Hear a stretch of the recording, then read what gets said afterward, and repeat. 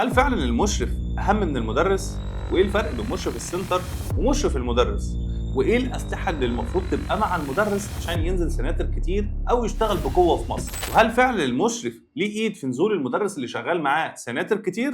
تعالى أقول لك كل ده وكل حاجة محتاجها المدرس فعلا في شغله. أول حاجة أنا هتكلم في أهم عنصر عند المدرس وهو المشرف. المشرف ده ممكن تخش تقول على اي حد مشرف، اي حد بيعمل اي حاجه تقول عليه مشرف.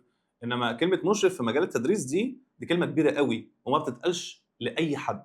بجد مشرف ده هو اللي بيعمل يعتبر كل شغل المدرس الا الشرح. يعني المدرس بيبقى عليه بس ان هو يخش الحصه بتاعته ويدرس الماده العلميه بتاعته، وحتى مش متابع مشرفين الماده العلميه، هو بيتابع مادته بس وتطور مادته بس.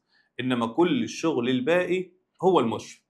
تعال اقول لك اصلا هو المشرف بيعمل ايه. خد بالك بقى من الاول خالص، المشرف ده في الاجازه بيعمل ايه؟ بياخد الماده العلميه من المدرس، الملازم، الكتب، كل حاجه، ويروح يوديها مثلا لمصمم.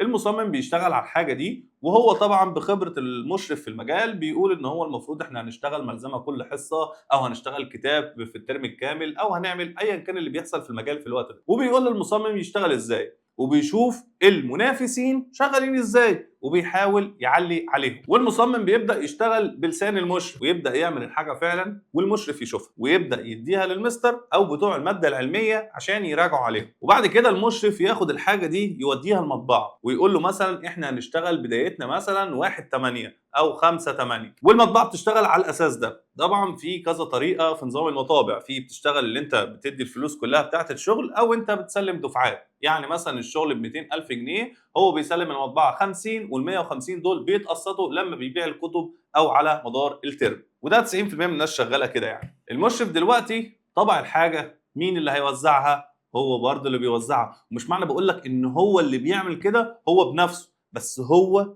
مشرف، هو اللي بيشرف على الحاجه دي انها تتعمل صح، ويشوف طبعا احسن سعر في السوق. لو هيطبع هنا هيطبع هنا هيطبع هنا، طب الورقه دي ايه كام جرام، طب انا هطبع هنا، طب انا هطبع هناك، وبيعمل كل الكلام ده. طبعا المشرف بيتولى ان هو ياخد الكتب دي ويوزعها على السناتر، وحسب قوه كل سنتر هو عارف مثلا ممكن يحط هنا 100 كتاب، هنا 200 كتاب، هنا 300 كتاب، هنا 50 كتاب. عارف كل سنتر شغال ازاي بحسب خبرته. نيجي لاتفاقات السناتر. لو دلوقتي سنتر عايز المدرس ده ما بيكلمش المدرس دايركت، يعني في الاحوال كلها هو بيكلم المشرف وبيقول له مثلا انا عايز المستر عندي. فيبدا المشرف يعرض على المدرس ويقول له يا مستر 1 2 3، طب انت شايف ايه؟ يعني المدرس بيسال المشرف انت شايف ايه؟ يقول له والله شغال في المكان ده س وصاد وعين وشغالين بقوه كذا وبتاع، والمنافس بتاعنا الناحيه الثانيه دي هتبقى حلو ان احنا نعمل مثلث في المنطقه دي. حلو.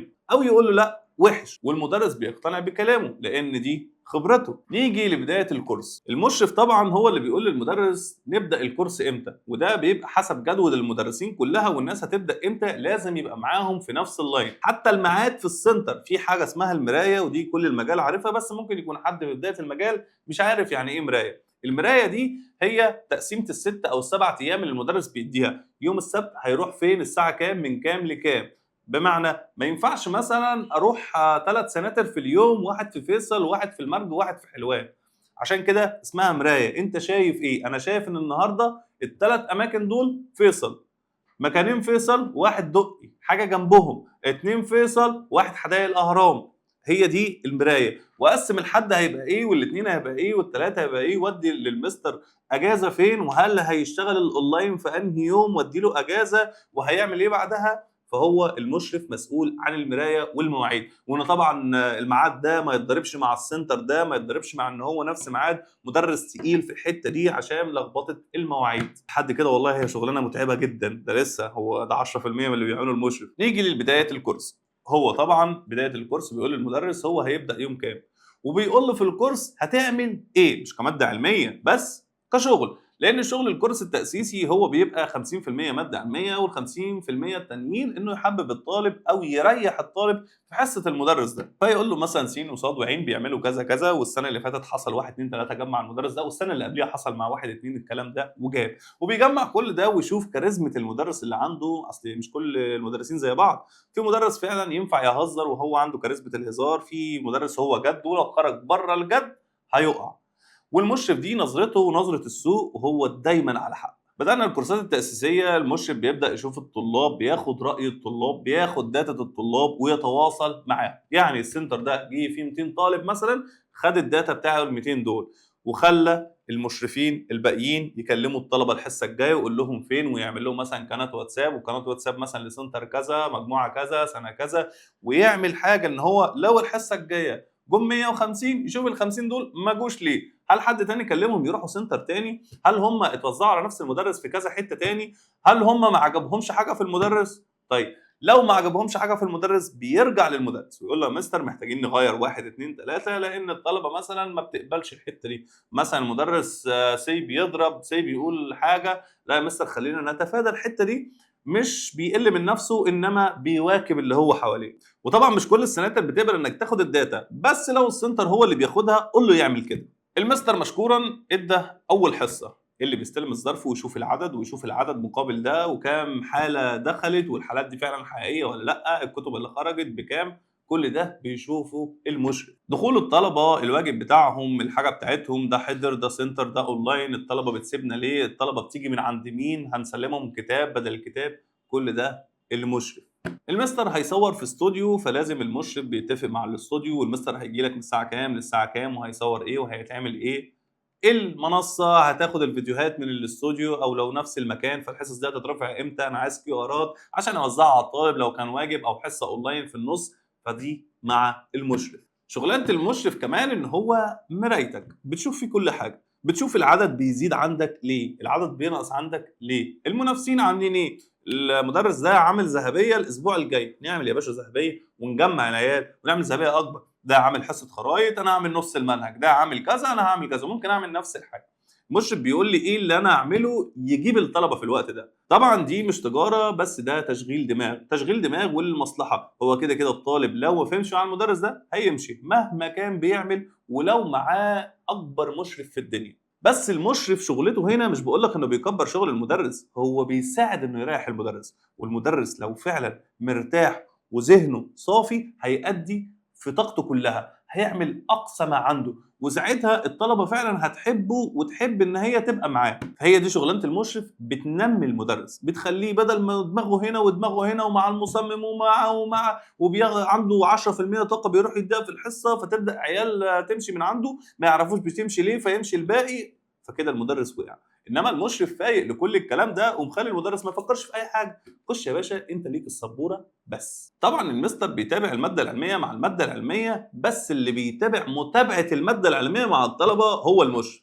تابعته ده، كلمته الطلبه، شفتوا الامتحانات، شفتوا كذا، هو المشرف. طبعا حسابات السناتر، والله في كذا طالب في كذا فالظرف المفروض كذا، هو بيتابع فعلا ده عدد الطلبه اللي كانت موجودين دول كذا دول كذا، وبيحاسب السنتر. تقفيل الكتب مثلا اخر الترم، والله بعنا 1000 كتاب بكذا بكذا، دي نسبة السنتر كذا، خلاص. برضو المنصة حضر 5000 طالب في المنصة في الترم ده، النسبة كذا النسبة كذا، بيحصل برضو. طب أنا مثلا لو عايز مشرف يشتغل معايا، طبعا الموضوع ده صدقوني هو صعب وفيه كلام كتير جدا، بس هي بتبقى اسبقية ان انت كنت شغال مع مين واشتغلت قد ايه، واللي هو كان شغال معاه لازم تروح تسأله، والله كان شغال معاك فلاني ايه رأيك فيه؟ ومدرسين صراحة ما بيكذبوش في الحوار ده، لو هو شخص كويس وامين بيقول لك والله كان امين بس مثلا حصل خلاف. في مدرسين مثلا كان معاها ناس تقيله جدا وهي مثلا سابت المهنه او عملت بوزيشن تاني او اي حاجه، فلازم يبقى المشرف ده عنده فعلا خبره حقيقيه، ولازم تسال اللي كان شغال معاه قبل. وطبعا في المجال ده مفيش حاجه بتستخبى. المشرف ده هتقول لي مشرف زي ده مرتبه هيبقى كبير، هقول لك هو هيبقى فعلا مرتبه كبير، بس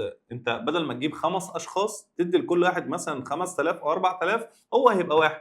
مرتبات المشرف بصراحة ما اعرفش، لان في ناس بتحسبها نسب، بس بتقول المشرف مثلا بدايته من 8 وانت طالع، في ناس بياخدوا لحد 30 و40. فانا لو مدرس ببتدي اكيد مش هلاقي او هعرف اعمل ده. طيب هتجيب حد مشرف عنده شايف العوامل دي وتفهمه كل اللي انا قلته ده وتتابع معاه واحده بواحده، طبعا ده حجم الشغل معاك مش هيبقى كبير فهيبقى دماغك فاضيه شويه.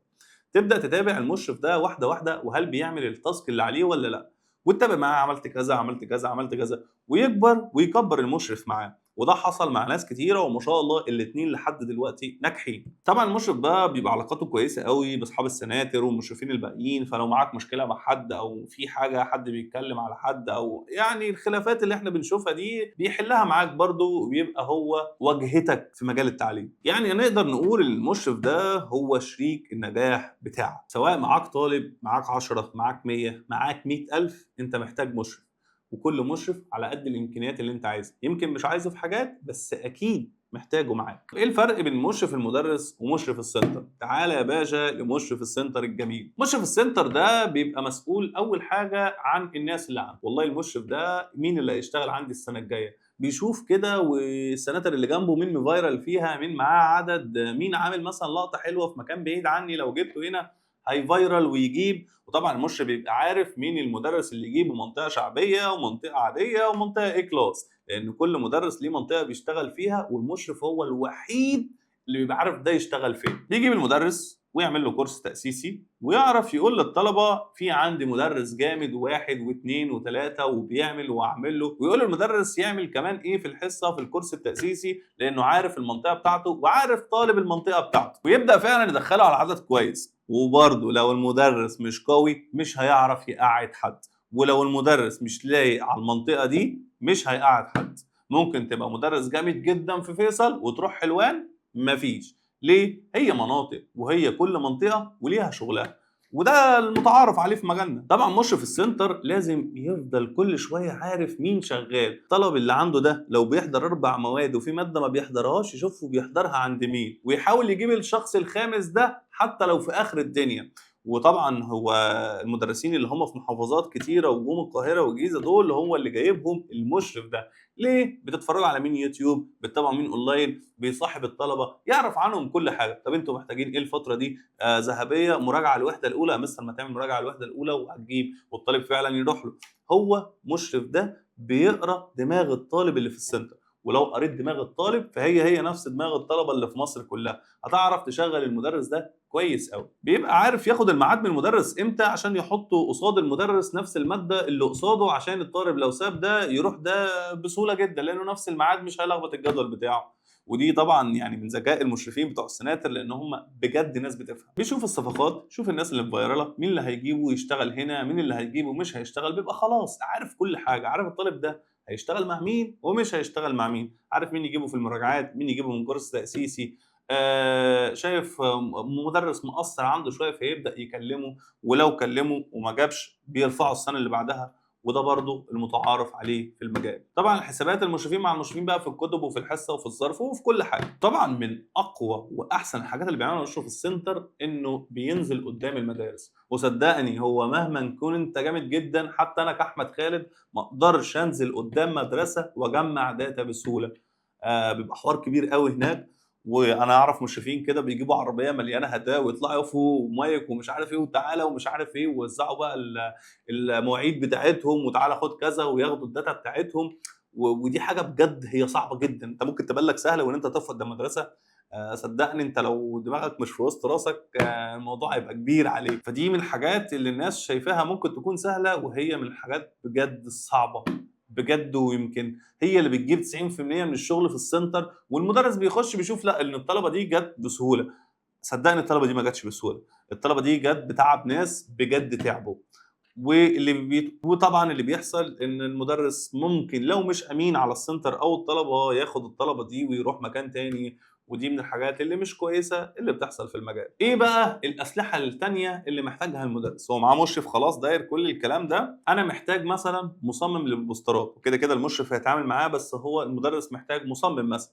فبتتعامل مع مصمم، بتشوف حد كويس تصميماته كويسه تسليمه سريع، فلوسه برضو على قد شغلك، وبتتفق معاه ان انت عايز منه شغل 1 2 3 وبتشتغل معاه. في شركات شغاله تصميم وفي اشخاص فريلانس، والناس كلها محترمين جدا وعلى دماغ. ومحتاج استوديو تصور فيه، سواء الواجبات للسنتر بتاعك سواء الحصص للمنصه عندك. وبرضه بتشوف استوديو يكون قريب منك في اليوم اللي انت هتروحه او قريب من بيتك، وانه هيسلمك بسرعه، وان الجوده معاه كويسه، التعامل لطيف. لان اهم حاجه في الاستوديو ان انت تروح مرتاح. انت لو مش مرتاح في المكان اللي انت بتصور فيه هتتخنق، لان التصوير لوحده خنيق. انا والله مخنوق وانا بصور دلوقتي. محتاج طبعا المطبعه، المشرف بيتفق لك معاه وكل حاجه، بس محتاج ان انت تبقى اتفاقاتك الاساسيه مع صاحب المطبعه، والتكلفه كام واسعار التكلفه عند التاني كام، وتشوف الاحسن واللي تعامله برده كويس واللي يصبر عليك في الفلوس وبتتعامل معاه. محتاج حد يدير لك اليوتيوب سواء شركه او شخص، ودي حاجه مهمه جدا ان انت تهتم باليوتيوب بتاعك، ولو ما شفتهاش دلوقتي هتشوفها بعدين، ودي يعني امر مفروغ منه. ومحتاج كونتنت كرييتور عشان ياخد مثلا لقطات السنتر بتاعك ويصورها، والديزاينات اللي هتنزل والحاجه اللي هتتعمل على صفحتك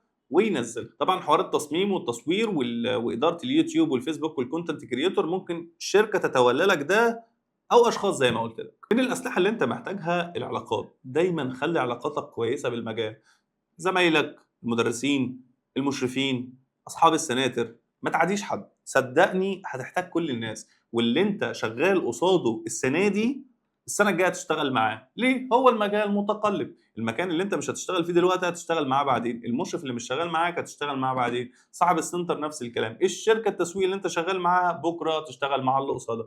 فدايما ما تخسرش حد، اكسب كل الناس. وده مش معناه ان انا بقول لك انك جامل الناس وكده، لا، بس ما تخسرهمش، ما تغلطش في حد، ما تقلش من حد، ما تعاملش حد وحش.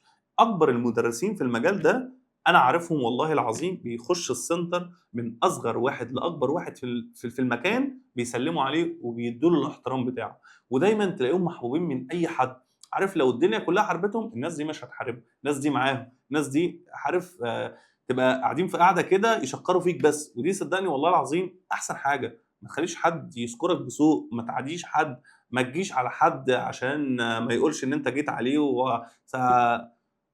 يقول ان انت جيت عليه مثلا او خدت منه فلوس او ليه عندك فلوس او الكلام ده. دايما ما تعاديش حد في المجال، لان هي والله مش مستاهله في الاول وفي الاخر. وطبعا محتاج منصه، سواء منصه ليك شخصيه او انت في منصه كبيره وانت موجود فيها عشان الطالب مثلا عايز يعوض، انت هتدي اونلاين ايا كان. وطبعا ما تعملش منصه ليك لوحدك الا لما يبقى معاك شويه طلاب اونلاين يغطوا لك مصاريف المنصه. لو انت بس هتعوض فممكن تنزل منصه مجمعه. المنصه المجمعه دي بتبقى بالكود، يعني انت مثلا بتبيع الكود بياخدوا منك مثلا 5 جنيه على الكود، فانت دخلت الطلبه وهم مثلا بياخدوا الواجب، فانت دخلت 1000 طالب بكذا، ودي بتبقى حسابات يعني بينك وبين المنصه.